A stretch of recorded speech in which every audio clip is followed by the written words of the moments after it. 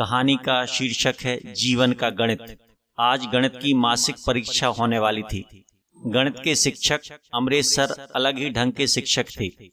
वे गणित और सजा दोनों के मामले में बहुत तेज तर्रार थे।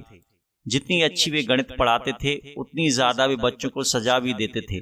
वे अपने साथ एक बेंत लेकर चलते थे जिससे बच्चों की अच्छे से मरम्मत होती थी। जितना सीधा गणित है उतना ही सीधा उनका व्यवहार था। वे छात्रों को सीधे सीधे बता देते थे कि वे कितने पानी में हैं। हालांकि इस व्यवहार से बड़े व पहुंच वाले लोग बहुधा उनसे नाराज हो जाते थे। सीधे साधे व्यक्ति को जीवन का गणित भी साफ साफ दिखता है, या यूं कहें कि जीवन का गणित साफ साफ देखने की वजह से वे सीधे साधे होते हैं। जो भी हो, अमरेश सर गणित के सूत्रों के साथ साथ जीवन सूत्रों को भी सिखाते थे और अपनी सिखावन व सिखाने के तरीके से कभी कभी चौंका देते थे। 5 अध्यायों का सिलेबस था। सर ने पिछले 5 सालों के पेपर का लेखा जोखा डिजिटल स्क्रीन पर दिखाया। अध्याय 1 से 9 बार प्रश्न आया था। अध्याय 2 से 3 बार, 3 से 8 बार, 4 से 6 बार और 5 से 1 बार ही प्रश्न पूछा गया था। फिर सर ने कहा कि सबको पुनर्पाठन व पुनः अवलोकन हेतु 20 मिनट का समय दिया जाता है। उसके बाद प्रश्न पत्र दिया जाएगा। 20 मिनट में सबने जल्दी जल्दी उन्हीं प्रश्नों के बारे में पढ़ा जो बार बार पूछे गए थे।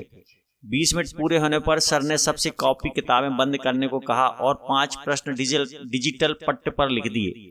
प्रश्न देखकर सारे बच्चे चौंक गए। पंचम अध्याय, जिससे पिछले 5 साल में एक ही प्रश्न पूछा गया था, उससे 2 प्रश्न थे। द्वितीय, तृतीय एवं चतुर्थ अध्याय से एक एक प्रश्न था। प्रथम अध्याय, जिससे हमेशा ज्यादा प्रश्न पूछे जाते थे, ये भी प्रश्न नहीं पूछा गया था। प्रश्न भी सीधे सीधे नहीं पूछे गए थे, घुमा फिरा कर पूछे गए थे। प्रश्न पढ़कर सभी बच्चों का माथा ठनक गया। माथे पर पसीने की बूंदें आ गईं।